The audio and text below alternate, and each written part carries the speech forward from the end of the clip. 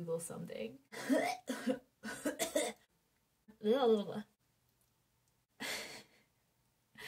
don't know what I need. Sorry my chair's so squeaky. Anyway, okay.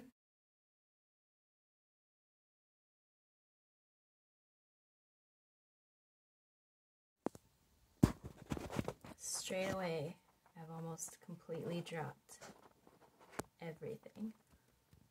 Oh no. It's falling apart. It's all falling apart. How did I manage to do this so horribly wrong? I think it's good. Hi. My name is Amanda. Is my eyelash completely falling off of my eye? No, it's fine. Hi. Welcome to Matchstick Collections. I don't know. This is happening because my friend Somie, who is a costume designer in New York City, she's delightful. I'll put her info in the description. Is that what it's called? Somie said that she likes the sound of my voice, which is very sweet, and also I didn't know what to do with that information. So she kept saying, hey, you should make a YouTube channel, and you should just talk on it. I don't have anything to say, though, so I was like, what am I going to say? I don't have anything to say. Nobody gives a shit what I have to say. And she was like, just read something. And I was like what? And she said, like, technical, I think she wanted me to read, like, technical instructional manuals or something. Basically, she just wants me to do videos where she can just put them on and listen to me talk. And I was like, I don't want to do that. That sounds boring. But I was like, maybe I'll read a book. What I found was a bunch of books in the public domain using standardebooks.org, which I'll put a link to in the description. But it's really cool.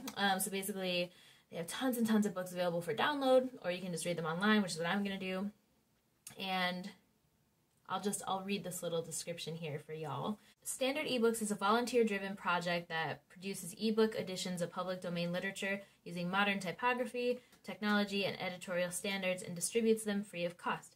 You can download this and other ebooks carefully produced for true book lovers at standardebooks.org. So that's what we're going to do. We're going to read from standardebooks.org. We're going to pick a book and we're just going to read from it. And I'm going to read it until I can't read it anymore. And then I'm going to, maybe I'll analyze it. Maybe I'll talk about whether I liked it or not. But maybe I won't. I don't know what I'm doing. As I was looking for a book to read, I was going through and I saw something called Herland.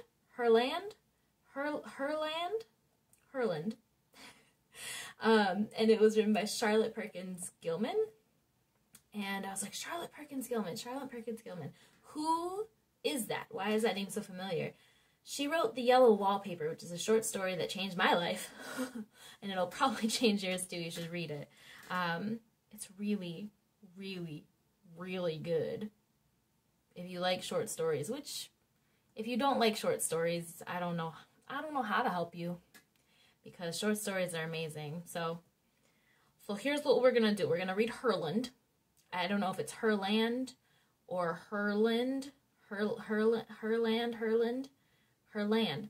The premise is these three male explorers come upon a place, I don't know if it's an island or a land, a place where it's inhabited only by women, and there's no men, straight up. So they will potentially be the first men to set foot on this island. I don't know.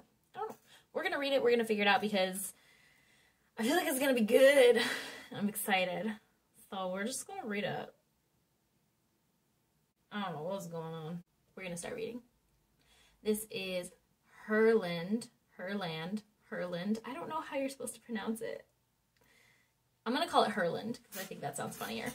So this is Herland from Charlotte Perkins Gilman on standardebooks.org. Okay.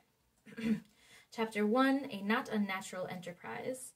This is written from memory, unfortunately. If I could have brought with me the material I so carefully prepared, this would be a very different story.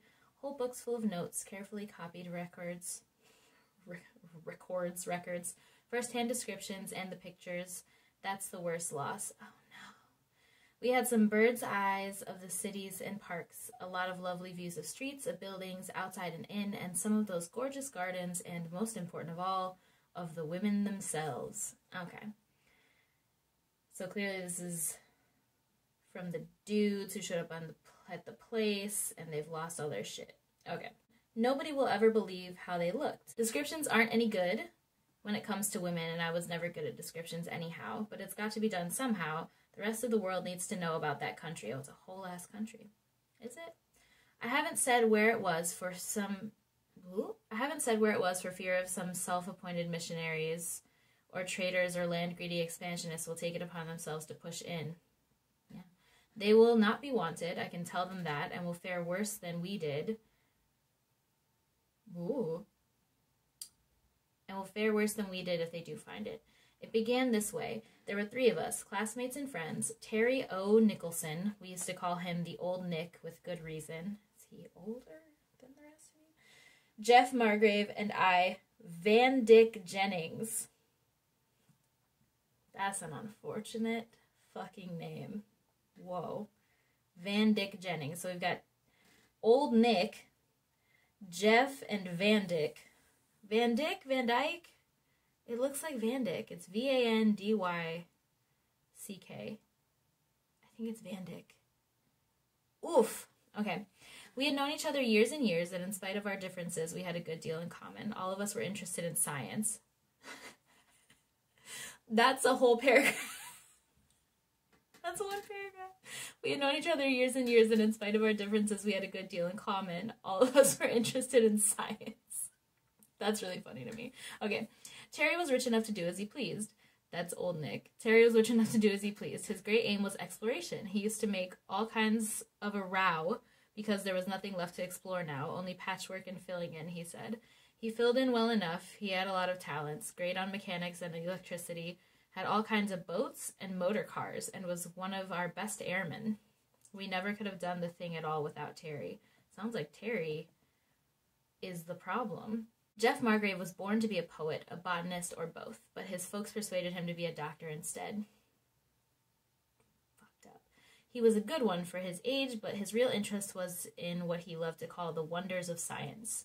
As for me, sociology is my major. You have to back that up with a lot of other sciences, of course. I'm interested in them all. We get it, dude. Y'all are interested in it. We get it.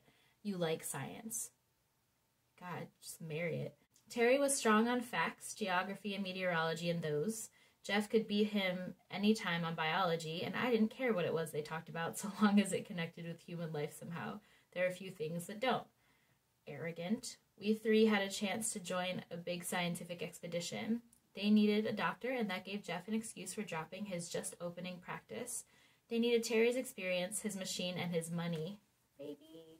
And as for me, I got in through Terry's influence. The expedition was up among the 1,000 tributaries and enormous hinterland. I don't really understand what that word is.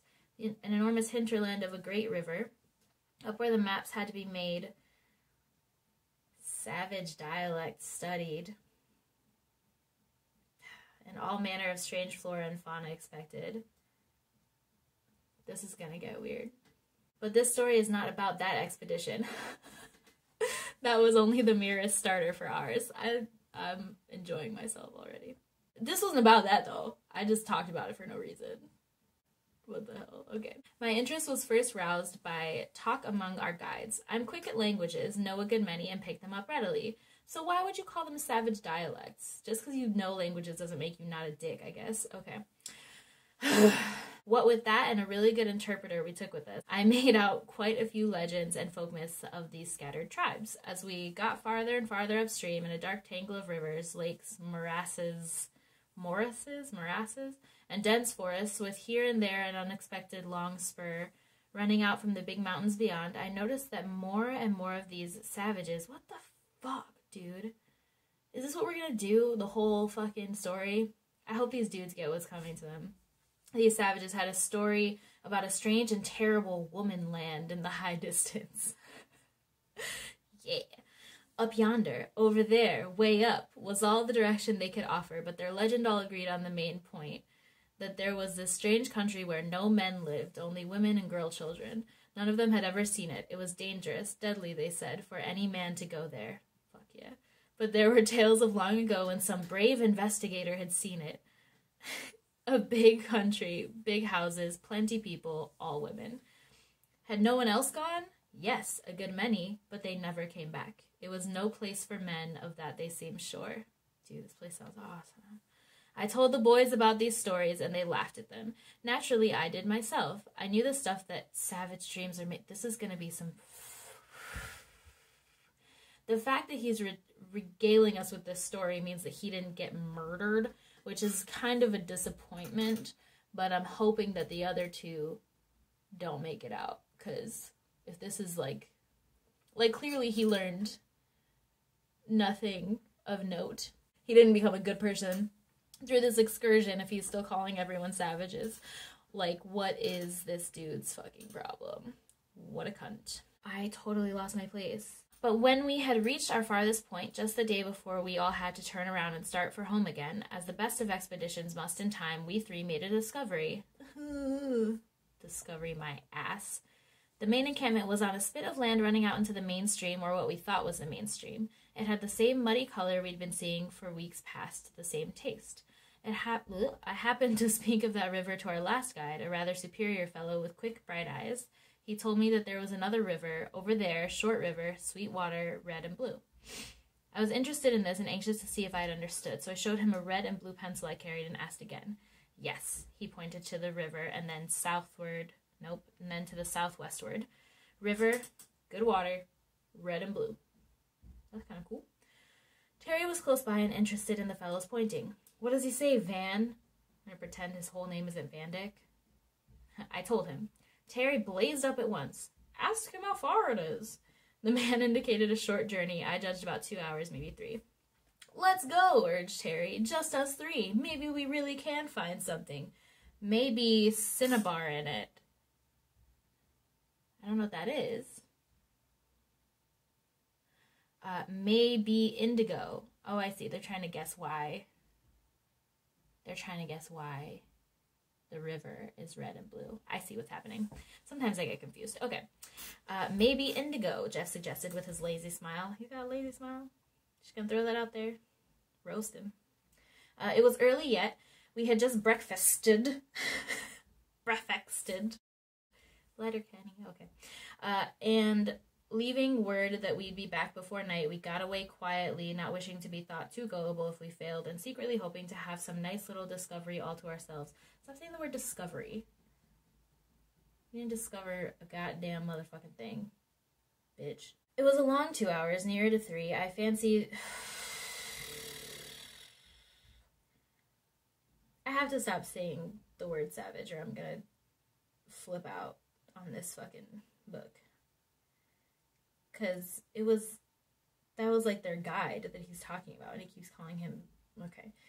I'm going to call him the guide. I fancy the guide could have done it alone much quicker. Yeah, because he's better than you. There was a desperate tangle of wood and water in a swampy patch we never should have found our way across alone. But there was one, and I could see Terry with compass and notebook marking directions and trying to place landmarks. Good luck, sucker. We came after a while to a sort of marshy lake, very big, so that the circling forest looked quite low and dim across it. Our guide told us that boats could go from there to our camp, but long way, all day. It's a long-ass motherfucking way, he said. This water was somewhat clearer than what we had left, but we could not judge well from the margin. We skirted it for another half hour or so, the ground growing firmer as we advanced, and presently we turned the corner of a wooded promontory and saw a quite different country, a sudden view of mountains, steep and bare. One of those long easterly spurs, Terry said appraisingly. Maybe hundreds of miles from the range. They crop out like that. Terry, I feel, is trash. Suddenly we left the lake and struck directly toward the cliffs. We heard running water before we reached it, and the guide pointed proudly to his river. The guide.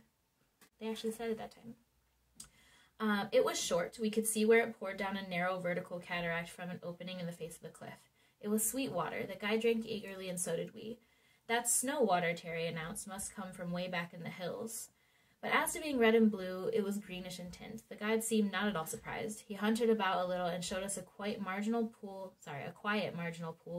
where there were smears of red along the border. Yes, and of blue. Terry got out his magnifying glass.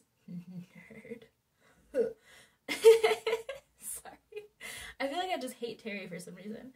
Terry got out his magnifying glass and squatted down to investigate. And take a shit. No, he didn't do that.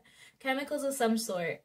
I can't tell on the spot. Looked to me like dye stuffs. Let's get nearer, he urged. Up there by the fall. He's just a pushy fucker. We scrambled along the steep banks and got close to the pool that foamed and boiled beneath the falling water. Here we searched the border and found traces of color beyond dispute. More, Jeff suddenly held up an unlooked-for trophy. It was only a rag, a long raveled fragment of a long raveled fragment of cloth, but it was a well-woven fabric with a pattern and of a clear scarlet that the water had not faded. Oh, no tribe that we had heard of had made such fabrics. The guide stood serenely on the bank, well pleased with our excitement. One day blue, one day red, one day green, he told us, and pulled from his pouch another strip of bright-hued cloth. Come down, he said, pointing to the cataract. Woman country, up there. Then we were interested. Of course you were. We had our rest and lunch right there and pumped the man for further information. Pumped him. He could tell us only what the others had. A land of women, no men. Babies, but all girls. No place for men. Dangerous. Some had gone to sea and none had come back. I could see Terry's jaw set at that. No place for men. Dangerous. He looked as if he might shin up the waterfall on the spot. Terry, ugh. But the guide would not hear of going up because he's not an idiot. He wants to live. The guide would not hear of going up even if there had been any possible method of scaling that sheer cliff, and we had to get back to our party before night. They might stay if we told them, I suggested. Ugh. But Terry stopped in his tracks. Look here, fellows, he said. This is our find. You're making mistakes, Terry. Let's not tell those cocky old professors. Let's go on home with them and then come back. Just us have a little expedition of our own. I love that Terry is calling the professors cocky, and it's like, well, what do you think you are? What does that make you? If they're cocky, what are you? Because you seem pretty cocky to me, Terry. I'm just saying. So here's the scoop. I hate Terry. Jeff seems fine. He hasn't said much. And the main, the narrator here, Van, is a hot-ass mess. I don't like him. I like the guide. He's smart. Back at it again. We looked at him, Terry, much impressed. There was something attractive to a bunch of unattached young men in finding an undiscovered country of a strictly Amazonian nature. Ew. These guys are gross. Of course, we didn't believe the story, but yet, you didn't believe the story, but, like, literally every single tribe you stop by has told you the same fucking story for, like, miles and miles and miles. Why would they all have the same exact story? You don't think it would have changed up a little bit along the way if it weren't true? But it's all the same. Why would you not believe them? And then you found these cloths,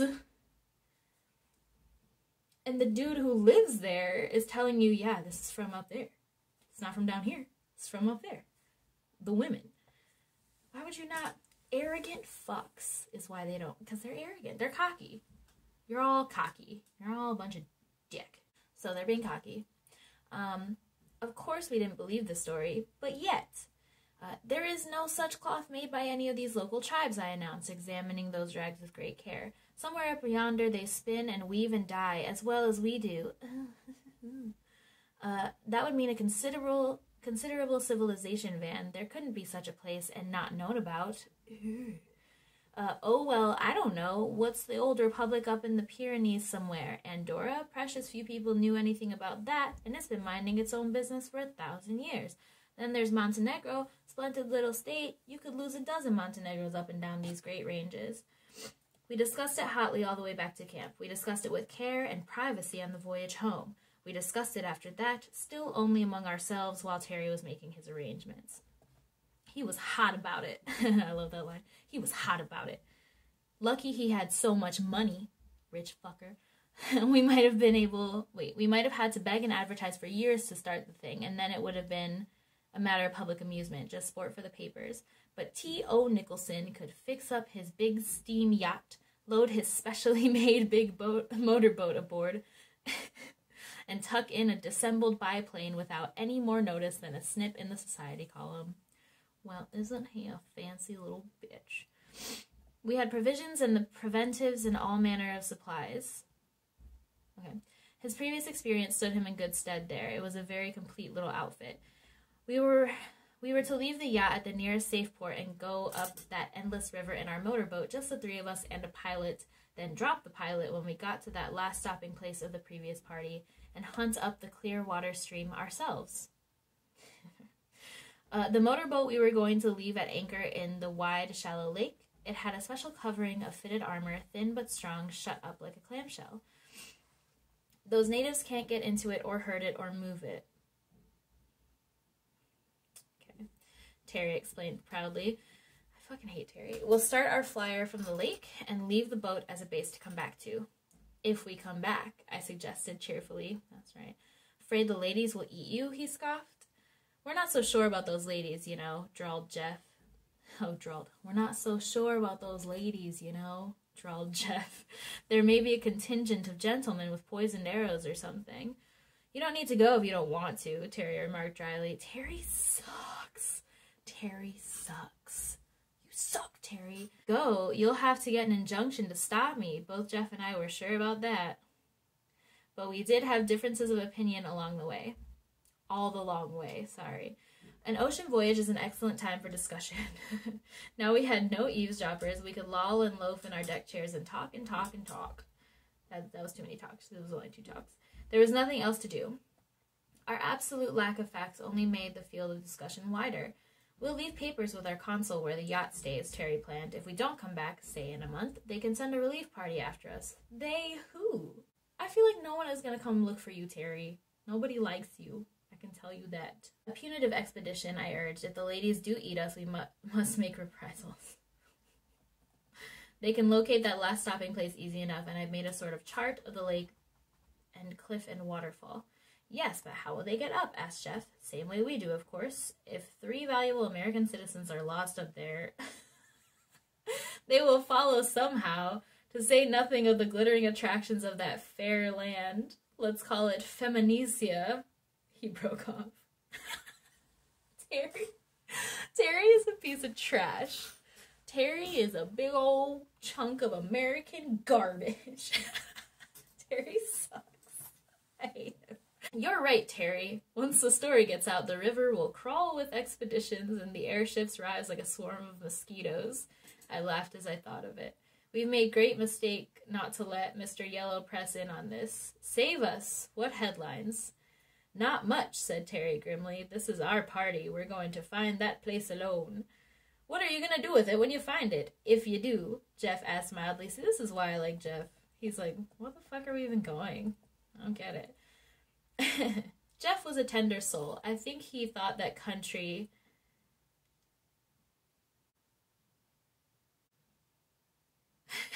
I just saw a weird word that I don't know if it exists. So Jeff says, what are you going to do with it when you find it, if you do? Jeff was a tender soul. I think he thought that country, if there was one, was just blossoming with roses and babies and canaries, and the word is T-I-D-I-E-S. Now, if that isn't titties, then I don't know what it is, so I'm going to Google it. Titties definition. A receptacle for holding small objects or waste scraps. They're trying to say it's tidies. A decorative protective covering for the arms or headdress of a chair. We'll call it tidies and pretend it's not titties. That's what we'll do. We'll just pretend. I think he thought that country, if there was one, was just blossoming with roses and babies and canaries and tidies and all that sort of thing. and Terry, in his secret heart, that bitch, had visions of a sort of sublimated summer resort, just girls and girls and girls, all that he was going to be. Well, Terry was popular among women even when there were other men around. I do not believe that. And if it's true, it's only because he's got that sweet, sweet cash, because he's a fucking piece of trash. It's not to be wondered that he had pleasant dreams of what might happen. He's a grimy bitch. I could see it in his eyes as he lay there, looking at the long blue rollers slipping by and fingering that impressive mustache of his. I think that the author is intentionally trying to make us hate Terry. Because that was just, like, one of the grossest things I've ever read. That was so gross. Fingering that impressive mustache. Ew. But I thought then that I could form a far clearer idea of what was before us than either of them. Damn. Arrogance! You're all off, boys, I insisted. If there is such a place, and there does seem some foundation for believing it, you'll find it's built on a sort of matriarchal principle. That's all. The men have a separate culture of their own, less socially developed than the women, and make them an annual visit, a sort of wedding call. This is a condition known to have existed. Here's just a survival. They've got some peculiarly... I always have trouble saying that word. They've got some... Wow, why can't I say it? They've got some peculiarly isolated valley or tableland up there, and their primeval customs have survived. That's all there is to it. Oh, Jiminy Christmas. This is a story about men having a hard time or finding it impossible to imagine a world in which men don't exist. This is a male dominance thing, and this is a white supremacy thing. I'm assuming that they're white people. I think that that's safe to assume, just by the way that they have been speaking and behaving, and just being general douche nozzles. So, they can't imagine. They cannot fathom, even though so many people along their journey have told them, this place exists, there are only women, there are no men, and it is simply not safe for men to go there because they don't want any men there. They can't fathom that there's a place that exists where there are no men, and they cannot fathom further that if there is such a place where there are no men, that men would not be welcome. They can't imagine it, and that is the exact problem. They're gonna get fucked up. So Van has just given us his idea of what's gonna happen when they show up there. How about the boys? Jeff asked. Oh, the men take them away as soon as they're 5 or 6, you see. Why is he talking like he has any idea what's going on? And how about this danger theory all our guides were so sure of? Danger enough, Terry, and we'll have to be mighty careful. Women of that stage of culture are quite able to defend themselves and have no welcome for unseasonable visitors. Oh, God. We talked and talked. All with my airs of sociological superiority, I was no nearer than any of them. Yeah, no shit. It was funny, though, in the light of what we did find, those extremely clear ideas of ours as to what a country of women would be like. It was no use to tell ourselves and one another that all this was idle speculation. We were idle, and we did speculate on the ocean voyage and the river voyage, too. Admitting the improbability, we'd begin solemnly and then launch out again. They wouldn't fight amongst themselves, Terry insisted. Women always do. We mustn't look to find any sort of... Oh, no, he said. I misread that completely. They would fight among themselves, Terry insisted. What a dick. Women always do. We mustn't look to find any sort of order and organization. You're dead wrong, Jeff told him. It will be like a nunnery under an abbess, a peaceful, harmonious sisterhood. Well, that's probably not true either. I snorted derision at this idea. Nuns, indeed. Your peaceful sisterhoods were all celibate, Jeff, and under vows of obedience. These are just women and mothers, and where there's motherhood, you don't find sisterhood. Not much. That's an interesting notion. No, sir. They'll scrap, agreed Terry. What the fuck? Also, we mustn't look for inventions in progress. It'll be awfully primitive. Jesus Christ. What about that cloth mill? Jeff suggested. Oh, cloth. Women have always been spinsters, but here they'll stop. You'll see.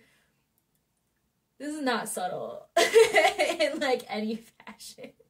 This is, so please read the yellow wallpaper because Charlotte Perkins Gilman has no love for men.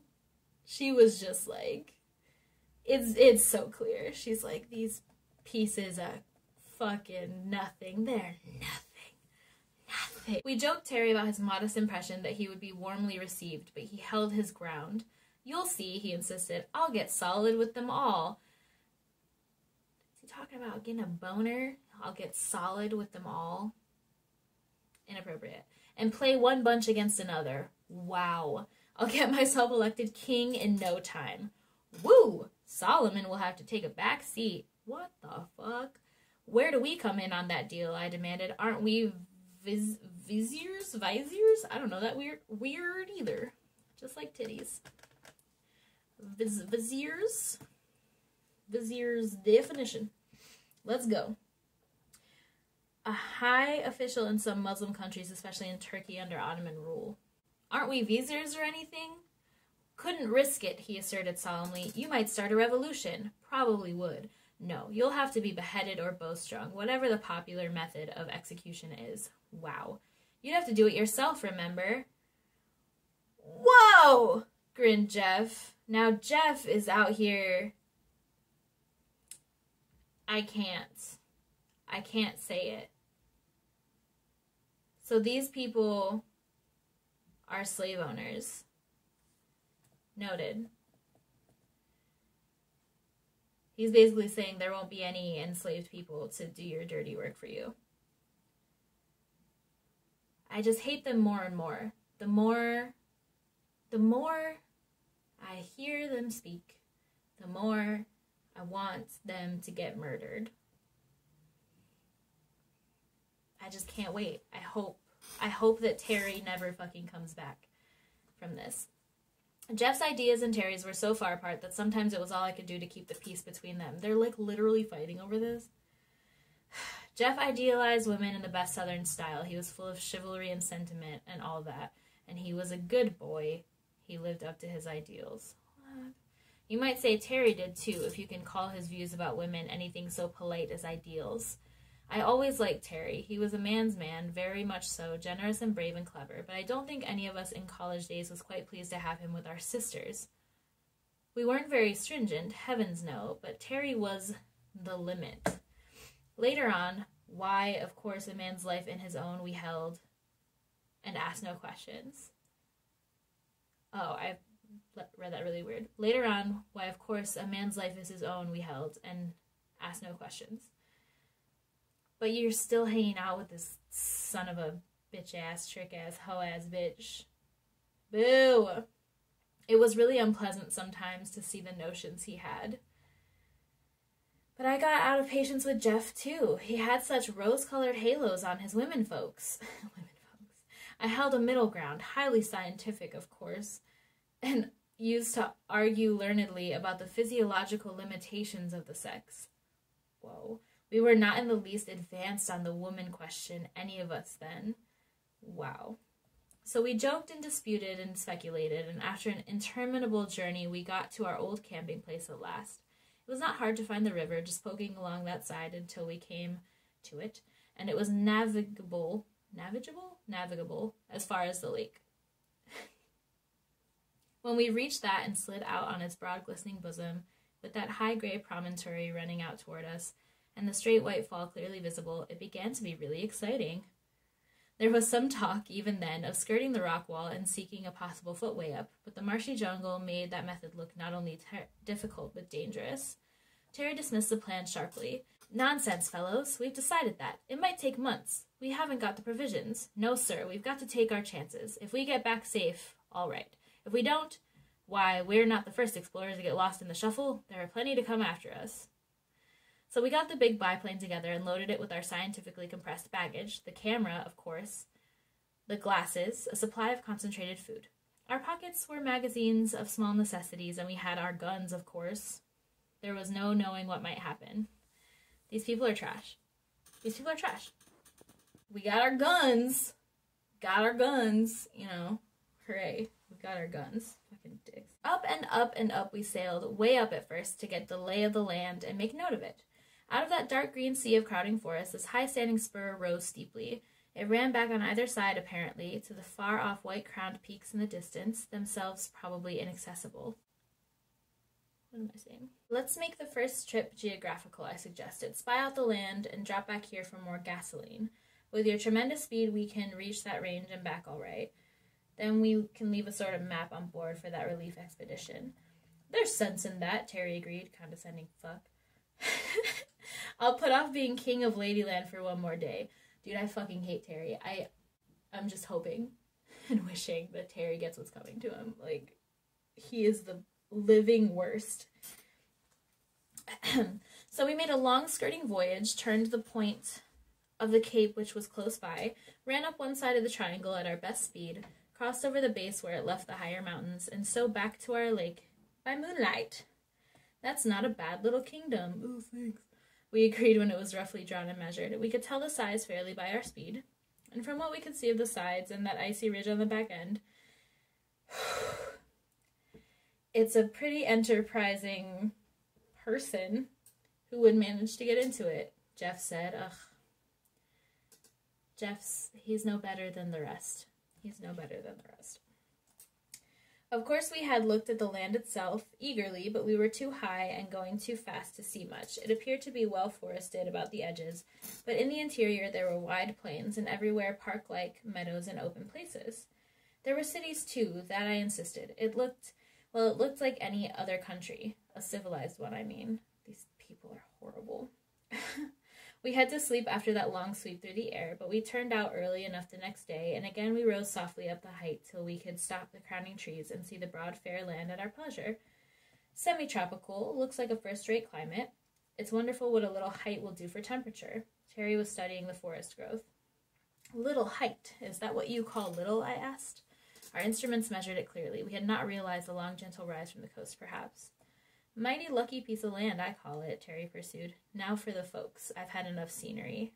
They don't want to see you. They don't want to see you, man. This is going to be embarrassing for Terry.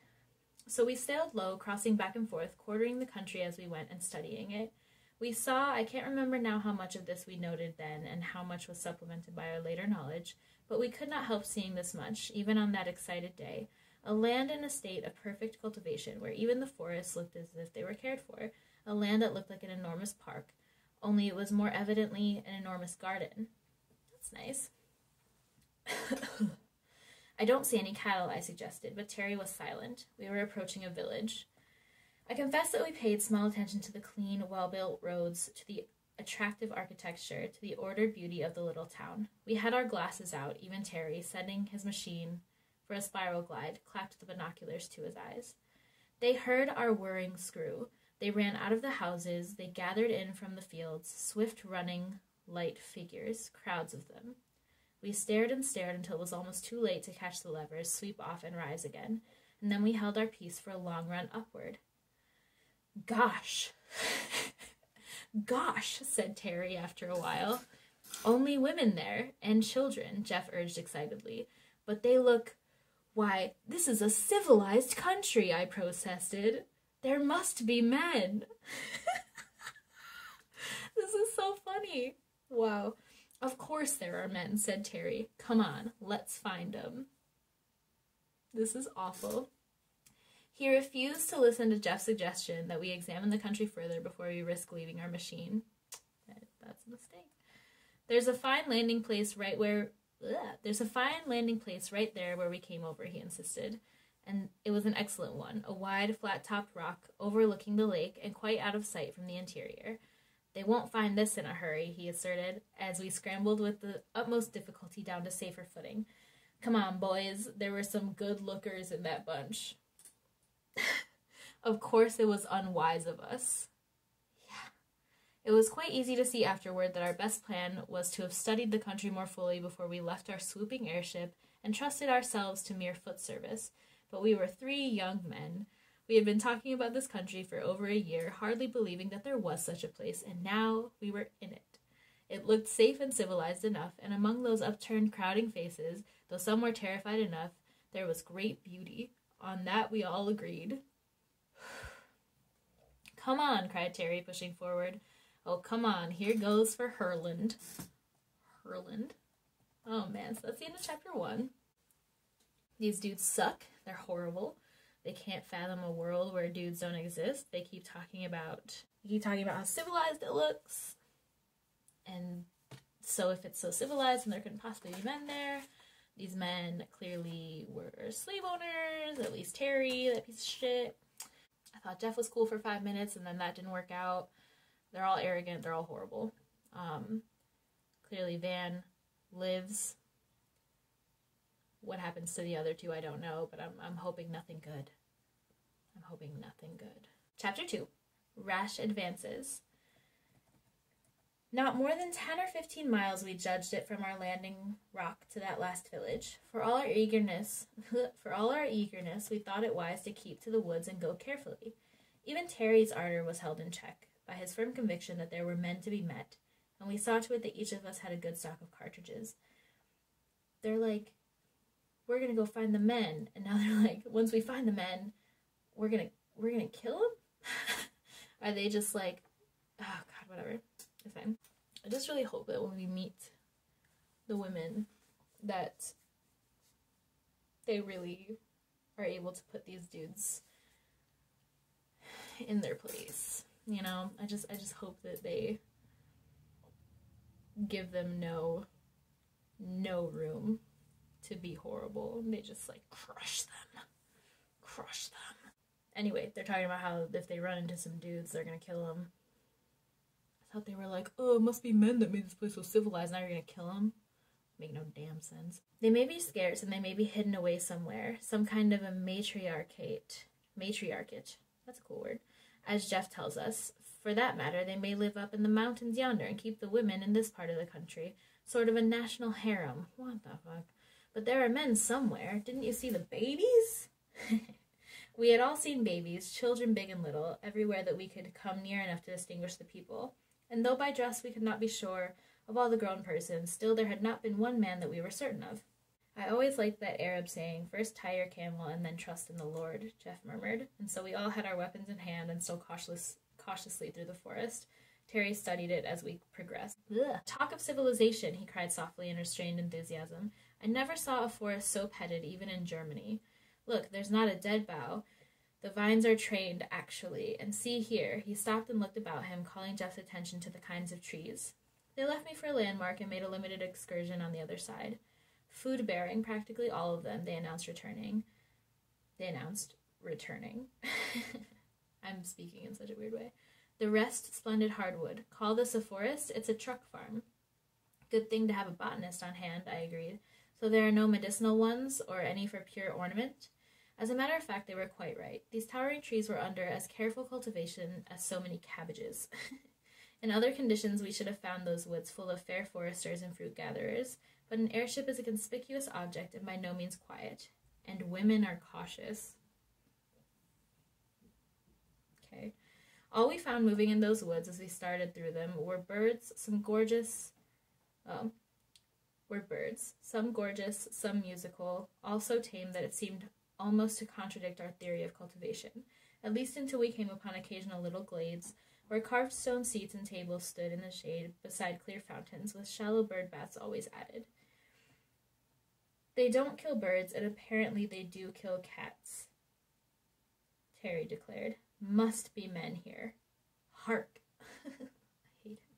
We had heard something not in the least like a bird song and very much like a suppressed whisper of laughter, a little happy sound instantly smothered. We stood like so many pointers and then used our glasses swiftly, carefully. I thought women were cautious. It couldn't have been far off, said Terry excitedly. How about this big tree? There was a very large and beautiful tree in the glade we had just entered, with thick, wide-spreading branches that sloped out in lapping fans like a beech or pine. It was trimmed underneath some 20 feet up, and stood there like a huge umbrella, with circling seats beneath. It sounds so pretty. Look, he pursued, there are short stumps of branches left to climb on. There's someone up that tree, I believe. We stole near cautiously. Look out for a poisoned arrow. Ooh, sorry. I scrolled down too fast. Look out for a poisoned arrow in your eye, I suggested, but Terry pressed forward, sprang up on the seat back, and grasped the trunk. In my heart, more likely, he answered. Gee, look, boys. Why does he talk like this? We rushed close in and looked up. There among the boughs overhead was something, more than one something, that clung motionless, close to the great trunk at first, and then, as one and all we started up the tree, separated into 3 swift-moving figures and fled upward. As we climbed, we could catch glimpses of them scattering above us. By the time we had reached about as far as 3 men together dared push, they had left the main trunk and moved outward, each one balanced on a long branch that dipped and swayed beneath the weight. We paused uncertain. If we pursued further, the boughs would break under the double burden. We might shake them off, perhaps, but none of us was so inclined. In the soft-dappled light of these high regions, breathless with our rapid climb, we rested a while, eagerly studying our objects of pursuit, while they, in turn, with no more terror than a set of frolicsome children in a game of tag, sat as lightly as so many big bright birds on their precarious perches, and frankly, curiously, stared at us. Girls, whispered Jeff under his breath, as if they might fly if he spoke aloud. Peaches, added Terry, scarcely louder. What? Peacherinos, apricot nectarines. Woo! I'm confused by that. Are there also peaches on the tree, or is he calling the girls peaches? Okay. They were girls, of course. No boys could ever have shown that sparkling beauty. And yet none of us was certain at first. First of all, boys can't show sparkling beauty. Rude. Jesus. Okay. We saw short hair, hatless, loose, and shining. A suit of some light firm stuff, the closest of tunics and knee breeches, met by trim gaiters. As bright and smooth as parrots and as unaware of danger, they swung there before us, wholly at ease, staring as we stared, till first one and then all of them burst into peals of delighted laughter. That sounds genuinely terrifying. Hi, go boy. Till first one, then all of them burst into peals of delighted laughter. Then there was a torrent of soft talk, tossed back and forth. No savage sing-song, Jesus, but clear, musical, fluent speech. What even does this mean? We met their laughter cordially and doffed our hats to them, at which they laughed again, delightedly. Why are they not scared? I would be scared. Then Terry, wholly in his element, made a polite speech with explanatory gestures and proceeded to introduce us with pointing finger. Mr. Jeff Margrave, he said clearly. Jeff bowed as gracefully as a man could in the fork of a great limb. Mr. Van Dyck Jennings. I also tried to make an effective salute and nearly lost my balance. Then Terry laid his hand upon his chest, a fine chest he had too, and introduced himself. He was braced carefully for the occasion and achieved an excellent obeisance. Again they laughed delightedly, and the one nearest me followed his tactics. Celis, she said distinctly, pointing to the one in blue. Alima, the one in rose. Then, with a vivid imitation of Terry's impressive manner, she laid a firm, delicate hand on her gold-green jerkin. Ellador. This was pleasant, but we got no nearer. We can't sit here and learn the language, Terry protested. He beckoned them to come nearer, most winningly, but they gaily shook their heads. He suggested by signs that we all go down together, but again they shook their heads, still merrily. I feel like these girls are going to kill them. Then Ellador clearly indicated that we should go down, pointing to each and all of us with unmistakable firmness, and further seeming to imply, by the sweep of a lithe arm, that we not only go downward, but go away, altogether. Yeah. At which point we shook our heads in turn. Have to use bait, grinned Terry. I don't know about you fellows, but I came prepared.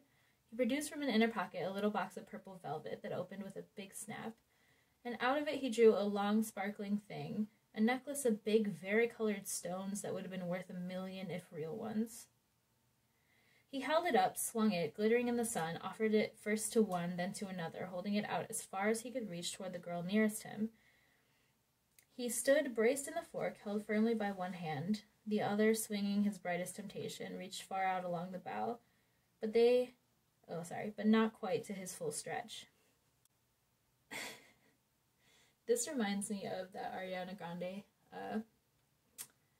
interview. I can't remember who she was being interviewed by, but she was on like a radio show, and they were like, if you had to like be stranded on an island and you could only take one thing, would you take makeup or your phone? And she was like, is that what you think girls have trouble choosing between? I'm like, do you think that these girls are gonna be wooed to like visit with some strange men in a tree by some rocks on a string? Like, okay, we'll see. I'm gonna let my animals out again because they're getting restless. She was visibly moved, I noted, hesitated, spoke to her companions. They chattered softly together, one evidently warning her, the other encouraging. Then softly and slowly she drew nearer. This was Alima, a tall, long-limbed lass, well-knit and evidently both strong and agile. Her eyes were splendid, wide, fearless, as free from suspicion as a child's who has never been rebuked. Her interest was more that of an intent boy playing a fascinating game than of a girl lured by an ornament. They literally have no regard for girls. None whatsoever. The others moved a bit farther out, holding firmly, watching. Terry's smile was irreproachable, but I did not like the look in his eyes. It was like a creature about to spring. I could already see it happen, the dropped necklace, the sudden clutching hand, the girl's sharp cry as he seized her and drew her in. Oof. But it didn't happen. She made a timid reach with her right hand for the gay swinging thing. He held it a little nearer, then, swift as light, she seized it from him with her left hand and dropped on the instant to the bough below. Boom. That's awesome. He made his snatch quite vainly, almost losing his position as his hand clutched only air. And then, with inconceivable rapidity, the three bright creatures were gone. They dropped from the ends of the big boughs to those below, fairly pouring themselves off the tree, while we climbed downward as swiftly as we could. We heard their vanishing gay laughter, we saw them fleeting away in the wide open reaches of the forest, and gave chase. But we might as well have chased wild antelopes, so we stopped at length, somewhat breathless. I love this. She was like, yoink. No use, gasped Terry. They got away with it. My word, the men of this country must be good sprinters. There are no men of this country, first of all. Second of all, maybe if there were men of this country, they wouldn't be chasing women. God, Terry's awful. Inhabitants evidently arboreal, I grimly suggested. Obviously. Captain Obvious over here. Civilized and still arboreal. Peculiar people. What a ridiculous thing to say. You shouldn't have tried that way, Jeff protested. They were perfectly friendly, and now we've scared them. It's true. I don't think they're scared, but they just stole his shit. But it was no use grumbling, and Terry refused to admit any mistake. Nonsense, he said. They expected it. Women like to be run after. Come on, let's get to that town, and maybe we'll find them there. Let's see, it was in this direction, and not far from the woods, as I remember. When we reached the edge of the open country, we reconnoitered. Reconnoitered? I'm learning words today. I don't know what that word means. Reconnoitered. Reconnoiter? Reconnoiter. Make a military observation of. Like a reconnaissance. Reconnoiter. When we reached the edge of the open country, we reconnoitered with our field glasses. There's probably a nicer sounding way to say that. There it was, about 4 miles off, the same town, we concluded, unless, as Jeff ventured, they all had pink houses. The broad green fields and closely cultivated gardens sloped away at our feet, a long, easy slant with good roads winding pleasantly here and there, and narrower paths besides. "Look at that!" cried Jeff suddenly. "There they go!" Sure enough, close to the town, across a wide meadow, 3 bright-hued figures were running swiftly. How could they have got that far in this time? It can't be the same ones, I urged. But through the glasses we could identify our pretty tree climbers quite plainly, at least by costume. Terry watched them, we all did for that matter, till they disappeared among the houses. Then he put down his glass and turned to us, drawing a long breath. "Mother of Mike, boys! What gorgeous girls! To climb like that, to run like that, and afraid of nothing. This country suits me all right. Let's get ahead. Nothing venture, nothing have, I suggested, but Terry preferred faint heart ne'er won fair lady. This man thinks he's gonna win some ladies. That is some foolish ass shit. We set forth in the open, walking briskly. If there are any men, we'd better keep an eye out. What the fuck? I suggested, but Jeff seemed lost in heavenly dreams and Terry in highly practical plans. What a perfect road! What a heavenly country! See the flowers, will you? This was Jeff, always an enthusiast, but we could agree with him fully. The road was some sort of hard manufactured stuff, sloped slightly to shed rain, with every curve and grade and gutter as perfect as if it were Europe's best. No men, eh? Sneered Terry. Terry, you suck!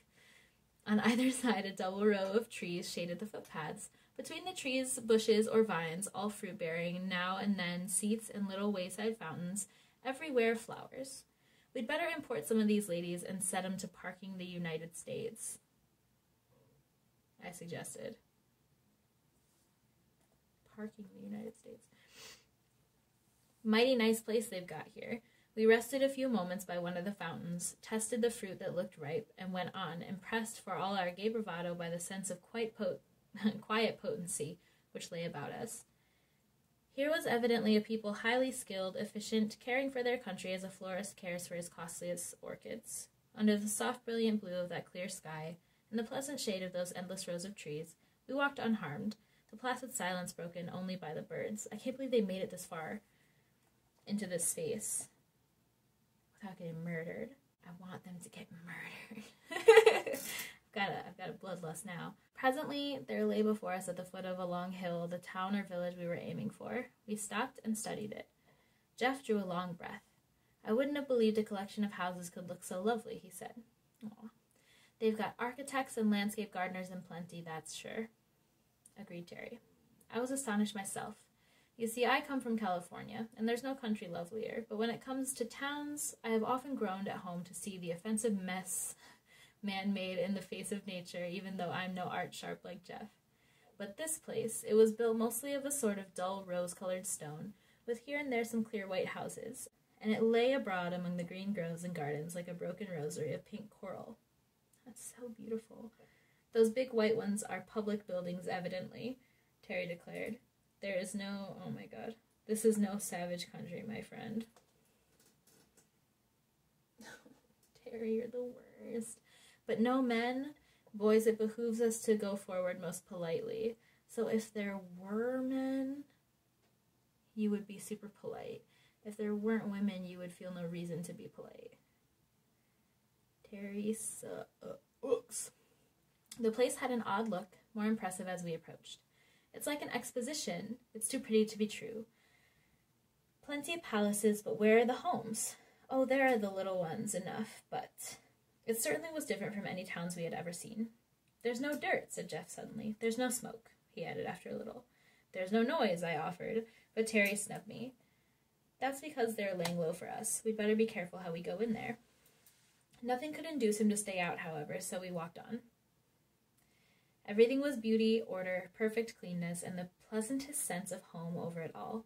As we neared the center of the town, the houses stood thicker, ran together, as it were, grew into rambling palaces grouped among parks and open squares, something as college buildings stand in their quiet greens. And then, turning a corner, we came into a broad paved space and saw before us a band of women standing close together in even order, evidently waiting for us. This is the moment I've been waiting for. I'm so happy. Kill them, kill them. We stopped a moment and looked back. The street behind was closed by another band, marching steadily, shoulder to shoulder. Yeah. We went on. There seemed no other way to go, and presently found ourselves quite surrounded by this close-massed multitude, women, all of them. But they were not young, they were not old. They were not, in the girl sense, beautiful. They were not in the least ferocious. And yet, as I looked from face to face, calm, grave, wise, wholly unafraid, evidently assured and determined, I had the funniest feeling, a very early feeling, a feeling that I traced back and back in memory until I caught up with it at last.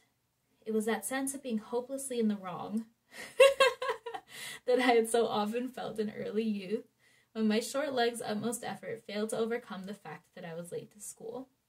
Jeff felt it too. I could see that he did. We felt like small boys, very small boys, caught doing mischief in some gracious lady's house. But Terry showed no such consciousness. I think we all saw that coming. I saw his quick eyes darting here and there, estimating numbers, measuring distances, judging chances of escape. He examined the close ranks about us, reaching back far on every side, and murmured softly to me, every one of them over 40 as I'm a sinner. Why is that relevant? Yet they were not old women. Each was in the full bloom of rosy health, erect, serene, standing sure-footed and light as any pugilist. They had no weapons, and we had, but we had no wish to shoot. I'd as soon shoot my aunts, muttered Terry again. What do they want with us anyhow? They seem to mean business. But in spite of that business-like aspect, he determined to try his favorite tactics. Terry had come armed with a theory. Oh, God. Here we go. He stepped forward with his brilliant, ingratiating smile and made low obeisance to the women before him. Then he produced another tribute, a broad, soft scarf of filmy texture. Rich in color and pattern, a lovely thing even to my eye, and offered it with a deep bow to the tall, unsmiling woman who seemed to head the ranks before him. She took it with a gracious nod of acknowledgement and passed it on to those behind her. But you know already that they have, like, superior cloth-making skills. So why would you bring them a scarf that they could make themselves better? Okay. He tried again, this time bringing out a circlet of rhinestones, a glittering crown that should have pleased any woman on earth. He made a brief address, including Jeff and me as partners in his enterprise, and with another bow presented this. Again, his gift was accepted, and, as before, passed out of sight. If only they were younger, he muttered between his teeth. What on earth is a fellow to say to a regiment of old colonels like this? In all of our discussions and speculations, we had always unconsciously assumed that the women, whatever else they might be, would be young. Most men do think that way, I fancy. Yeah. Woman, in the abstract, is young, and, we assume, charming. As they get older, they pass off the stage somehow into private ownership mostly, or out of it altogether. Jesus. But these good ladies were very much on the stage, and yet any one of them might have been a grandmother. I'm fascinated. We looked for nervousness. There was none. For terror, perhaps. There was none. For uneasiness, for curiosity, for excitement, and all we saw was what might have been a vigilance committee of woman doctors, as cool as cucumbers and evidently meaning to take us to task for being there. Ooh. 6 of them stepped forward now, one on either side of each of us, and indicated that we were to go with them. We thought it best to accede, at first anyway, and marched along, one of these close at each elbow, and the others in close masses before, behind, and on both sides. That's spooky. A large building opened before us, a very heavy, thick-walled, impressive place, big and old-looking, of gray stone, not like the rest of the town. This won't do, said Terry to us quickly. We mustn't let them get us in this, boys. All together now. We stopped in our tracks. We began to explain, to make signs pointing away toward the big forest, indicating that we would go back to it at once. It makes me laugh, knowing all I do now, to think of us 3 boys, nothing else, 3 audacious, impertinent boys, butting into an unknown country without any sort of a guard or defense. We seemed to think that if there were men, we could fight them, and if there were only women, why, there would be no obstacles at all. Dicks. Jeff, with his gentle, romantic, old-fashioned notions of women as clinging vines. Terry, with his clear, decided, practical theories that there were 2 kinds of women, those he wanted and those he didn't. Desirable and undesirable was his demarcation. The latter as a large class, but negligible. He had never thought about them at all. And now here they were, in great numbers, evidently indifferent to what he might think, evidently determined on some purpose of their own regarding him, and apparently well able to enforce their purpose. Yeah. We all thought hard just then. It had not seemed wise to object to going with them, even if we could have. Our one chance was friendliness, a symbolized attitude on both sides. But once inside that building, there was no knowing what these determined ladies might do to us. Even a peaceful detention was not to our minds, and when we named it imprisonment, it looked even worse. So we made a stand in trying to make clear that we preferred the open country. One of them came forward with a sketch of our flyer, asking by signs if we were the aerial visitors they had seen. This we admitted. They pointed to it again and to the outlying country in different directions, but we pretended we did not know where it was, and in truth we were not quite sure and gave a rather wild indication of its whereabouts. Again, they motioned us to advance, standing so packed about the door that there remained but the one straight path open. All around us and behind they were massed solidly. There was simply nothing to do but go forward or fight. We held a consultation. I never fought with women in my life, said Terry, greatly perturbed, but I'm not going in there. I'm not going to be herded in as if we were a cattle chute. As if we were in a cattle chute, sorry. We can't fight them, of course, Jeff urged. They're all women in spite of their nondescript clothes. Nice women, too. Good, strong, sensible faces. I guess we'll have to go in. Jeff's like, let's just do it. We may never get out if we do, I told them. Strong and sensible, yes, but I'm not so sure about the good. Look at those faces, he said. They had stood at ease, waiting while we conferred together, but never relaxing their close attention. Their attitude was not the rigid discipline of soldiers. There was no sense of compulsion about them. Terry's term of a vigilance committee was highly descriptive. They had just the aspect of sturdy burghers, gathered hastily to meet some common need or peril, all moved by precisely the same feelings to the same end. Never, anywhere before, had I seen women of precisely this quality. Fishwives and market women might show similar strength, but it was coarse and heavy. These were merely athletic, light and powerful. College professors, teachers, writers, many women showed similar intelligence, but often wore a strained, nervous look, while these were as calm as cows for all their evident intellect. These ladies sound awesome. We observed pretty closely just then, for all of us felt it was a crucial moment. The leader gave some word of command and beckoned us on, and the surrounding mass moved up a step nearer. We've got to decide quick, said Terry. I vote to go in, Jeff urged, but we were 2-1 against him, and he stood loyally by us. We made one more effort to be let go, urgent but not imploring. In vain. Now for a rush, boys, Terry said, and if we can't break 'em, I'll shoot in the air. Oh, gosh. Then we found ourselves much in the position of the suffragette trying to get into the Parliament buildings through a triple cordon of London police. The solidity of those women was something amazing.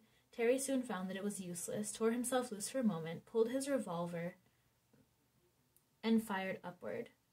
As they caught at it, he fired again. We heard a cry. Instantly, each of us was seized by 5 women, each holding arm or leg or head. We were lifted like children, straddling helpless children, and borne onward, wriggling indeed, but most ineffectually. They shoot someone? I think they might have hit somebody. So carried and so held, we came into a high inner hall, gray and bare, and were brought before a majestic gray-haired woman who seemed to hold a judicial position. There was some talk, not much, among them, and then suddenly there fell upon each of us at once a firm hand holding a wetted cloth before mouth and nose, an odor of swimming sweetness, anesthesia. They chloroformed those hoes.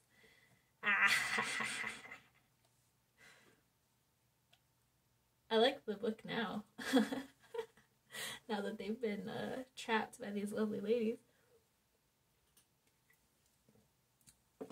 I'm a fan. I want to know if whoever they shot is okay. I'm not worried about them. I'm worried about whoever... Somebody cried out when they shot into the air, so now I'm worried. Okay. Chapter 3. A Peculiar Imprisonment. From a slumber asleep as death. What? Okay. Start over. From a slumber as deep as death, as refreshing as that of a healthy child, I slowly awakened. It was like rising up, up, up through a deep, warm ocean, nearer and nearer to full light and stirring air, or like the return to consciousness after a concussion of the brain. I was once thrown from a horse while on a visit to a wild mountainous country quite new to me, and I can clearly remember the mental experience of coming back to life through lifting veils of a dream.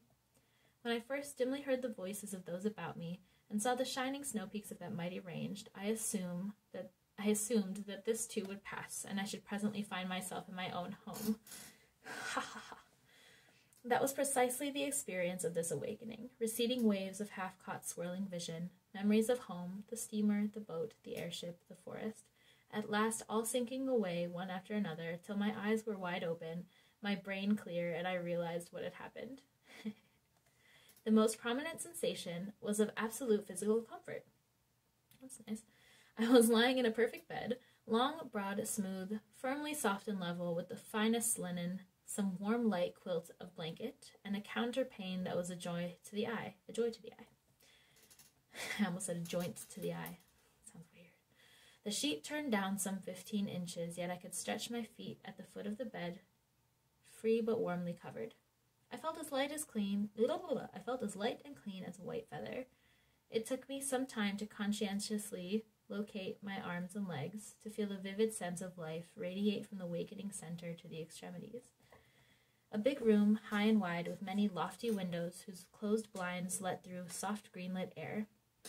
A beautiful room in proportion and color and smooth simplicity, a scent of blossoming gardens outside.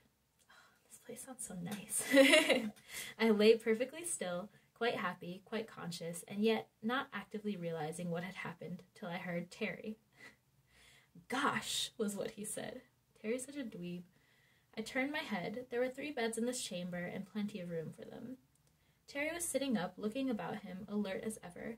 His remark, though not loud, roused Jeff also.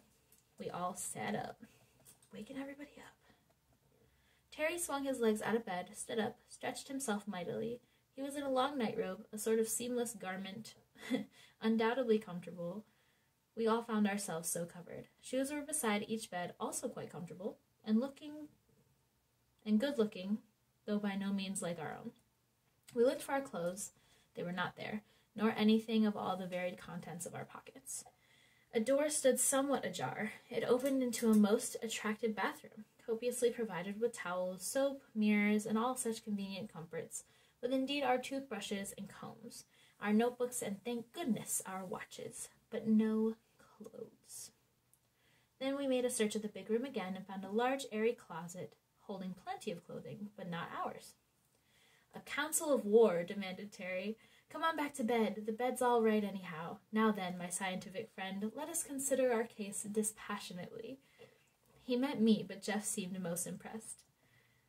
They haven't hurt us in the least, he said. They could have killed us or anything, but I have never felt better in my life. That argues that they are all women, I suggested, and highly civilized. You know, you hit one in the last scrimmage. I heard her sing out, and we kicked awfully. Terry was grinning at us. So you realize what these ladies have done to us, he pleasantly inquired. They have taken away all our possessions, all our clothes, every stitch. We have been stripped and washed and put to bed like so many yearling babies by these highly civilized women. Jeff actually blushed. He had a poetic imagination. Terry had imagination enough of a different kind. So had I, also different. I always flattered myself I had the scientific imagination, which, incidentally, I considered the highest sort. Whatever. One has a right to a certain amount of egotism if founded on fact, and kept to no one's self, I think. Jesus. No use kicking, boys, I said. They've got us, and apparently they're perfectly harmless. It remains for us to cook up some plan of escape like any other bottled heroes. Meanwhile, we've got to put on these clothes. Hobson's choice. The garments were simple in the extreme and absolutely comfortable physically, although we all felt, of course, like soups in the theater. There was a one-piece cotton undergarment, thin and soft, that reached over the knees and shoulders, something like the one-piece pajamas some fellows wear, and a kind of half hose that came up to just under the knee and stayed there.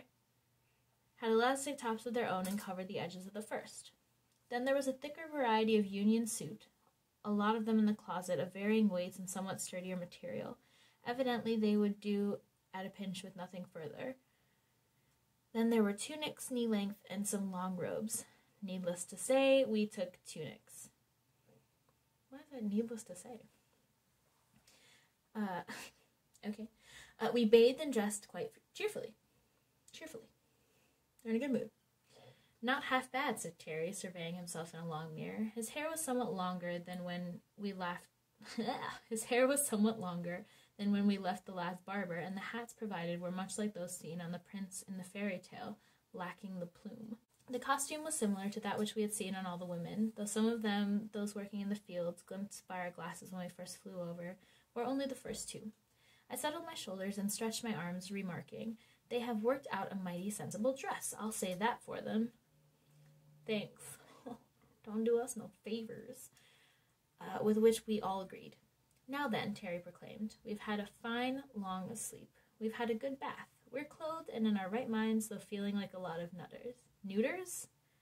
Though feeling like a lot of neuters. What does he mean by feeling like a lot of neuters? I think that he's saying that he feels like he's not a man. Okay. Because you're wearing an outfit that a woman would wear in this country. A cunt. Alright.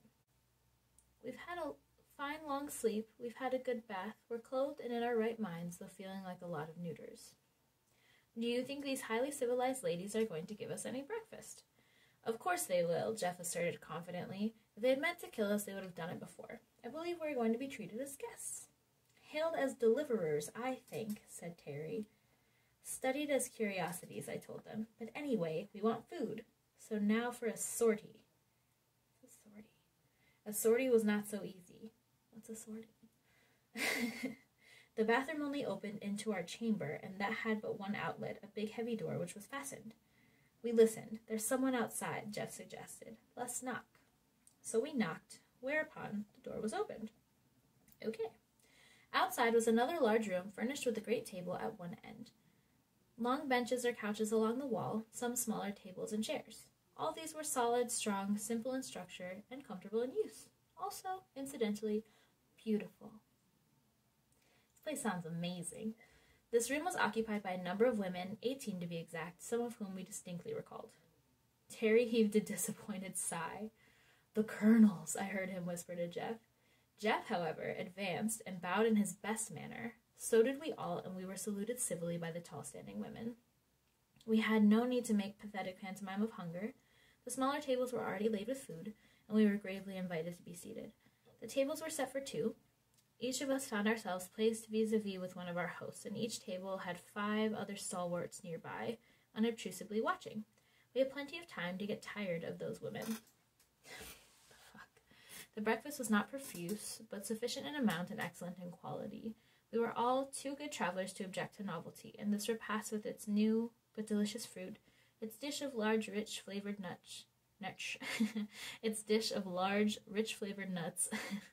and its highly satisfactory little cakes was most agreeable.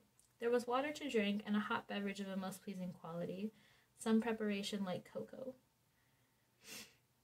And then and there, willy-nilly, before we had satisfied our appetites, our education began. By each of our plates lay a little book, a real printed book, though different from ours both in paper and binding, as well, of course, as in type. We examined them curiously. Shades of sauveur. I don't know what that means, muttered Terry. We're to learn the language. That's very nice. We were indeed to learn the language, and not only that, but to teach our own. There were blank books with parallel columns, neatly ruled, evidently prepared for the occasion, and in these, as fast as we learned and wrote down the name of anything, we were urged to write our own name for it by its side. The book we had to study was evidently a school book, one in which children learned to read, and we judged from this and from their frequent consultation as to methods that they had had no previous experience in the art of teaching foreigners their language or of learning any other. On the other hand, what they lacked in experience, they made up for in genius. Ooh. Such subtle understanding, such instant recognition of our difficulties and readiness to meet them were a constant surprise to us. Of course, we were willing to meet them halfway. It was wholly to our advantage to be able to understand and speak with them, and as to refusing to teach them, why should we? Later on, we did try open rebellion, but only once. He's just gonna bring that up like it's nothing and then float on by. Okay. That first meal was pleasant enough, each of us quietly studying his companion, Jeff with sincere admiration, Terry with that highly technical look of his as a past master, like a lion tamer, a serpent charmer, or some such professional. I myself was intensely interested. It was evident that those sets of 5 were there to check any outbreak on our part. We had no weapons, and if we did try to do any damage with a chair, say, why 5 to 1 was too many for us, even if they were women. That we had found out to our sorrow. It was not pleasant having them always around, but we soon got used to it. You invaded their country. It's better than being physically restrained ourselves, Jeff philosophically suggested when we were alone. They've given us a room with no great possibility of escape and personal liberty, heavily chaperoned. It's better than we'd have been likely to get in a man country. Man country? Do you really believe there are no men here, you innocent? Don't you know there must be? Demanded Terry. Yes, Jeff agreed, of course, and yet. And yet what? Come, you obdurate sentimentalist. Wow, what are you thinking about? They may have some peculiar division of labor we've never heard of, I suggested. The men may live in separate towns, or they may have subdued them somehow and keep them shut up, but there must be some. That last suggestion of yours is a nice one, Van, Terry protested. Same as they've got us subdued and shut up. You make me shiver. Well, figure it out for yourself, any way you please. We saw plenty of kids the first day, and we've seen those girls. Real girls, Terry agreed in immense relief. Glad you mentioned 'em. I declare if I thought there was nothing in the country but those grenadiers, I'd jump out the windows. Speaking of windows, I suggested, let's examine ours. We looked out of all the windows. The blinds opened easily enough, and there were no bars, but the prospect was not reassuring. This was not the pink-walled town we had so rashly entered the day before. Our chamber was high up, in a projecting wing of a sort of castle, built out on a steep spur of rock. Immediately below us were gardens, fruitful and fragrant, but their high walls followed the edge of the cliff, which dropped sheer down. We could not see how far. The distant sound of water suggested a river at the foot. We could look out, east, west, and south. To the southeastward stretched the open country, lying bright and fair in the morning light, but on either side and evidently behind rose great mountains. This thing is a regular fortress, and no women built it, I can tell you that, said Terry. We nodded agreeingly. It's right up among the hills. They must have brought us a long way. And pretty fast, too, I added. We saw some kind of swift-moving vehicles the first day, Jeff reminded us. If they've got motors, they are civilized. I gotta figure out when this was written, because I just gotta figure out when it was written. I'm confused by a lot of things that are happening. Civilized or not, we've got our work cut out for us to get away from here.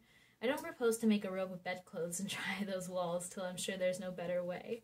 We all concurred on this point and returned to our discussion as to the women. Jeff continued thoughtful. All the same, there's something funny about it, he urged. It isn't just that we don't see any men, but we don't see any signs of them. The reaction of these women is different from any I've ever met. There is something in what you say, Jeff, I agreed. There is a different atmosphere. They just don't seem to notice our being men, he went on. They treat us, well, just as they do one another. It's as if our being men was a minor incident. You're not special. I nodded. I noticed it myself, but Terry broke in rudely. Fiddlesticks, he said. It's because of their advanced age. They're all grandmas, I tell you, or ought to be. Great aunts, anyhow. Those girls were girls, all right, weren't they? Yes, Jeff agreed, still slowly. But they weren't afraid. They flew up that tree and hid, like schoolboys caught out of bounds, not like shy girls. Do you want them to be scared of you? Is that like a natural response where you're from, that women are afraid of you? So weird. And they ran like marathon winners. You'll admit that, Terry, he added. Terry was moody as the days passed. He seemed to mind our confinement more than Jeff or I did, and he harped on Alima and how near he'd come to catching her. If I had, he would say, rather savagely, we'd have had a hostage and could have made terms. Ew. But Jeff was getting on excellent terms with his tutor and even his guards, and so was I. It interested me profoundly to note and study the subtle difference between these women and other women and try to account for them. In the matter of personal appearance, there was a great difference. They all wore short hair, some few inches at most, some curly, some not, all light and clean and fresh-looking. If their hair was only long, Jeff would complain, they would look so much more feminine. I rather liked it myself after I got used to it. Why we should so admire a woman's crown of hair and not admire... Oh, God. Chinese man's Q is hard to explain, except that we are so convinced that the long hair belongs to a woman, whereas the mane in horses is on both, and in lions, buffaloes, and such creatures only on the male. But I did miss it at first. Our time was quite pleasantly filled. We were free of the garden below our windows. Quite long in its irregular, rambling shape bordering the cliff. The walls were perfectly smooth and high, ending in the masonry of the building, and as I studied the great stones, I became convinced that the whole structure was extremely old. It was built up like the pre-Incan architecture in Peru, of enormous monoliths fitted as closely as mosaics. These folks have a history, that's for sure, I told the others, and sometime they were fighters, otherwise why a fortress? I said we were free of the garden, but not wholly alone in it. There was always a string of those uncomfortably strong women sitting about, always one of them watching us, even if the others were reading, playing games, or busy at some kind of handiwork. When I see them knit, Terry said, I can almost call them feminine. That doesn't prove anything, Jeff promptly replied. Scotch shepherds knit, always knitting. When we get out, Terry stretched himself and looked at the far peaks. When we get out of this and get to where the real women are, the mothers and the girls, well, what'll we do then? I asked rather gloomily. How do you know we'll ever get out? This was an unpleasant idea which we unanimously considered returning with earnestness to our studies. If we are good boys and learn our lessons well, I suggested. If we are quiet and respectful and polite, and they are not afraid of us, then perhaps they will let us out. And anyway, when we do escape, it is of immense importance that we know the language. Personally, I was tremendously interested in that language, and seeing they had books, was eager to get at them and dig into their history if they had one. Of course they had one. It was not hard to speak, smooth and pleasant to the ear, and so easy to read and write that I marveled at it. They had an absolutely phonetic system. The whole thing was as scientific as Esperanto, yet bore all the marks of an old and rich civilization. We were free to study as much as we wished, and we were not left merely to wander in the garden for recreation, but introduced to a great gymnasium, partly on the roof and partly in the story below. Here we learned real respect for our tall guards. No change of costume was needed for this work, save to lay off outer clothing. The first one was as perfect a garment for exercise as need be devised, absolutely free to move in, and I had to admit much better looking than our usual one. 40, over 40, some of them 50, I bet, and look at 'em, grumbled Terry in reluctant admiration. There were no spectacular acrobats, such as the only young can perform, but for all-around development they had a most excellent system. A good deal of music went with it, with posture dancing and sometimes gravely beautiful processional performances. Jeff was much impressed by it.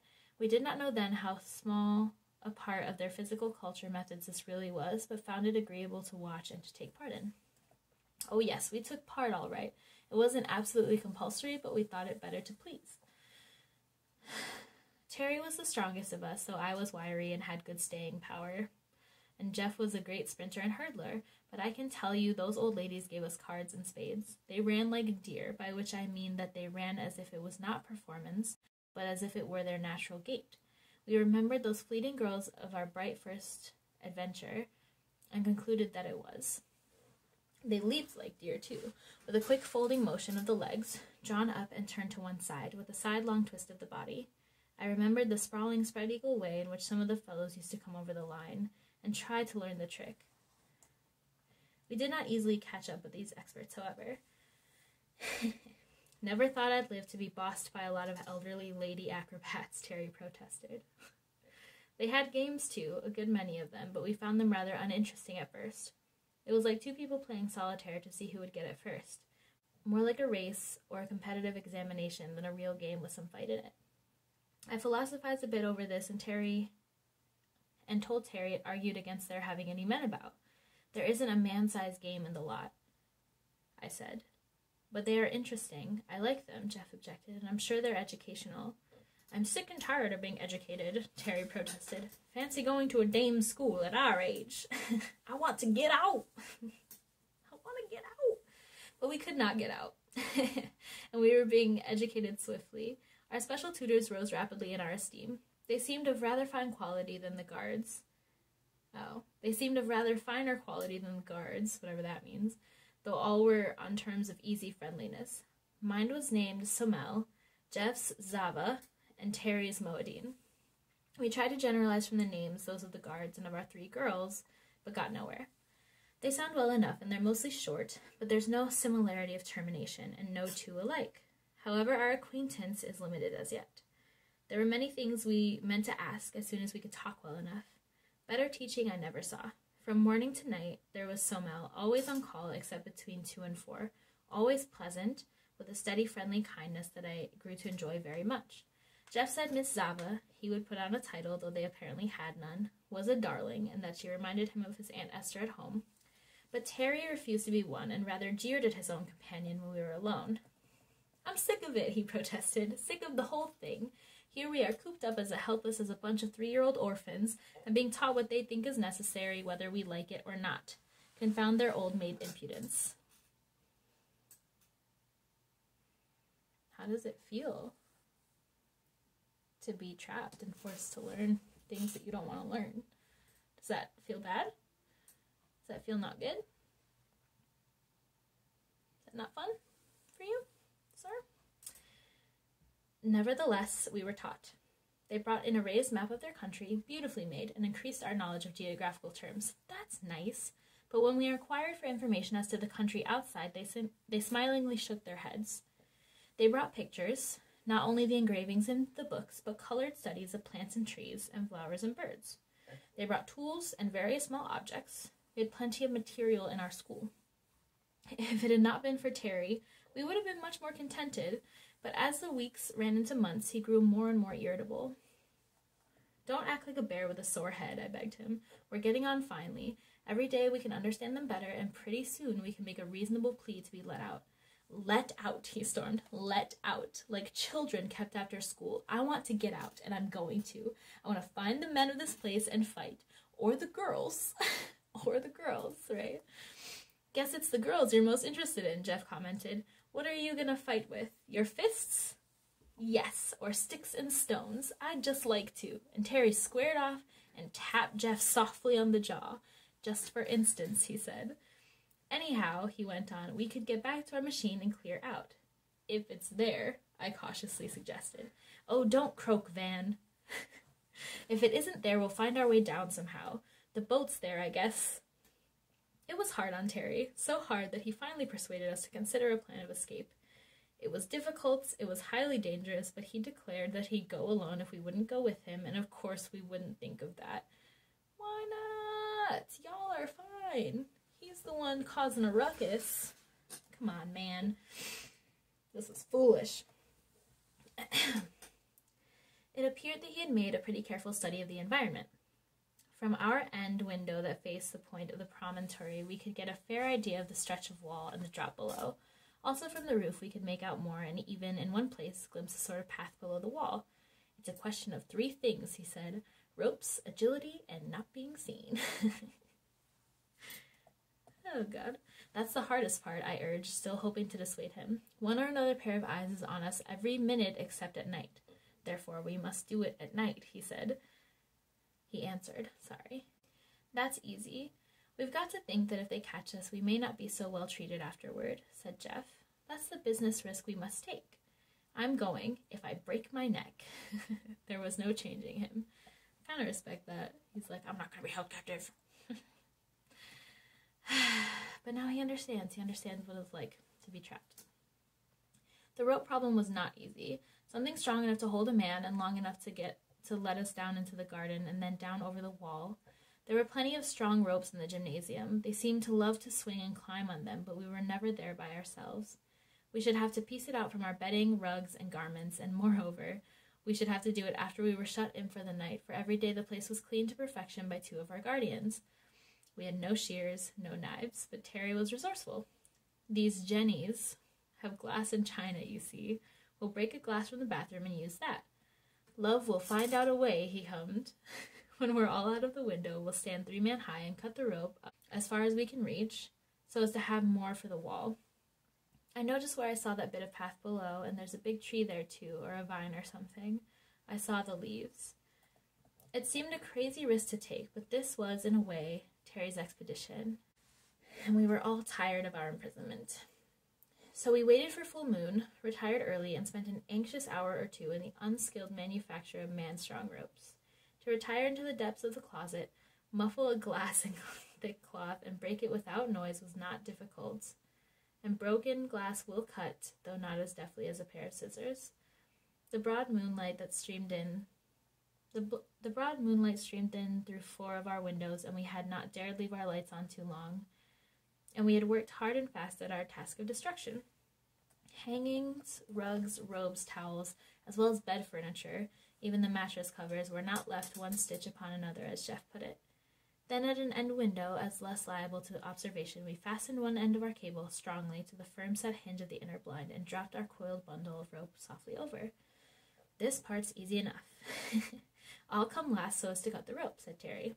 So I slipped down first and stood, well braced against the wall, then Jeff on my shoulders, then Terry, who shook us a little as he sawed through the cord above his head. Then I slowly dropped to the ground, Jeff following, and at last we all stood there safe in the garden with most of our rope with us. Goodbye, Grandma, whispered Terry under his breath, and we crept softly toward the wall, taking advantage of the shadow of every bush and tree. He had been foresighted enough to mark the very spot, only a scratch of stone on stone, but we could see to read in that light. For anchorage there was a tough, fair-sized shrub close to the wall. Now I'll climb up on you 2 again and go over first. That'll hold the rope firm till you both get up on top. Then I'll go down to the end.